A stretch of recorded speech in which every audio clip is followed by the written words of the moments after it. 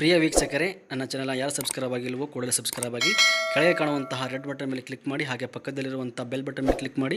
ನಾನು ಯಾವುದೇ ವಿಡಿಯೋನ ಅಪ್ಲೋಡ್ ಮಾಡಿದರೆ ಅದು ನಿಮಗೆ ಮೊದಲು ನೋಟಿಫಿಕೇಶನ್ ಬರುತ್ತದೆ. ನೀನು ವಿಶ್ವನಾಥ್ ಪಾಟೀಲ್ ಸಾಹೇಬರು ಲಿಂಗಾಯತ್ ಸಮಾಜಕ್ಕೆ ಕೊಟ್ಟರು ಖರ್ಗೆ ಸಾಹೇಬರು.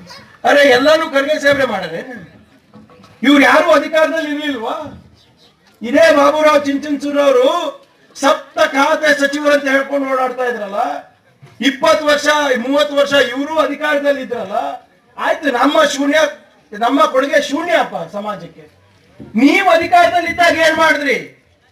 ಮಾಲಿಕಾಯ ಗುತ್ತೇದಾರ ಅವ್ರು 25-30 ವರ್ಷ ಶಾಸಕರಿದ್ರಲ್ಲ, ಅವಾಗ ಏನ್ ಮಾಡಿದ್ರು ಅವ್ರ ಸಮಾಜಕ್ಕೆ?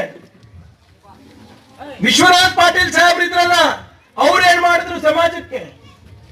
ಎಲ್ಲರೂ ಖರ್ಗೆ ಸಾಹೇಬ್ರೆ ಮಾಡ್ಬೇಕಂದ್ರೆ ಇವ್ರು ಯಾಕ್ರಿ MLA ಆದ್ರು? ಇವ್ರು ಯಾಕ್ರಿ ಮಿನಿಸ್ಟರ್ ಆದ್ರು? ಇದು ವಿಚಿತ್ರ. ಎಲ್ಲರೂ ಖರ್ಗೆ ಸಾಹೇಬ್ ಒಳ್ಳೇದಾದ್ರೆ ಅವ್ರು ಮಾಡ್ಯಾರ, ಕೆಟ್ಟದಾದ್ರೆ ನಾವು ಮಾಡಿದ್ವಿ. ಇವಾಗ ಮತ್ತು ಒಂದು ಗೂಬೆ ಕೂಡಿಸ್ಲಿಕ್ಕೆ ಬರ್ತಾರ.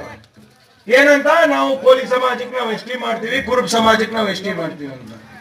ಇವರು ಇದೇ ಮೋದಿ ಸರ್ಕಾರ, ನಮ್ಮ ಸರ್ಕಾರ ಇದ್ದಾಗ, ಕಾಂಗ್ರೆಸ್ ಸರ್ಕಾರ ಇದ್ದಾಗ 2 ಸರಿ ಪ್ರಸ್ತಾವನೆ ಕಳಿಸಿದೀವಿ ನಾವು ಕೇಂದ್ರ ಸರ್ಕಾರಕ್ಕೆ.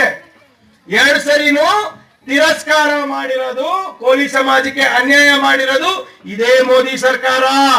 2 ಸರಿನೂ ರಿಜೆಕ್ಟ್ ಮಾಡಿದ್ದಾರೆ.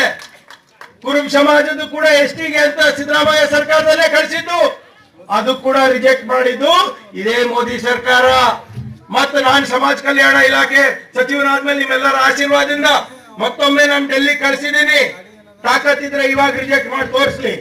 ಇವಾಗ ಹೇಳ್ತಾರೆ ಚುನಾವಣೆ ಬಂದಾಗ ನಾವು ಅದು ಮಾಡ್ತೀವಿ ಇದು ಮಾಡ್ತೀವಿ ಅಂತ. 5 ವರ್ಷ ಅವಕಾಶ ಇದ್ದಾಗ ಇವ್ರು ಯಾರು ನಿಮ್ ಸಹಾಯಕ್ಕೆ ಬಂದಿಲ್ಲ. 3 ಸರಿ ರಿಜೆಕ್ಟ್ ಮಾಡಿದಾವೆ ಇವೆರಡು ಪ್ರಸ್ತಾವನೆಯನ್ನು.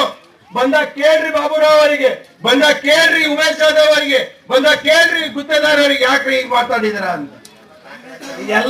ಏನು ನನ್ನದು ದಾಖಲಾತಿಗಳೆಲ್ಲ ಬಿಡುಗಡೆ ಮಾಡ್ಬಿಟ್ಟಿದ್ದೀನಿ ಮಧ್ಯಾಹ್ನದಲ್ಲಿ. ಅಕಸ್ಮಾತ್ ಆಯ್ತು, ಮೊನ್ನೆ ಯಾವ್ದೋ ಒಂದು ಸ್ಟೇಟ್ಮೆಂಟ್ ಅದನ್ನು ನೋಡಿದೆ, ದಾಖಲೆಗಳು ಸರಿ ಕೊಟ್ಟಿಲ್ಲ ಅಂತ. ಆಯ್ತು, ದಾಖಲೆಗಳು ಸರಿ ಕೊಟ್ಟಿಲ್ಲ ಅಂದ್ರೆ ಕೇಂದ್ರ ಸರ್ಕಾರ ರಾಜ್ಯ ಸರ್ಕಾರಕ್ಕೆ ಬರ್ದಿ ದಾಖಲೆಗಳು ಅಪೂರ್ಣವಾಗಿದೆ, ಸಂಪೂರ್ಣ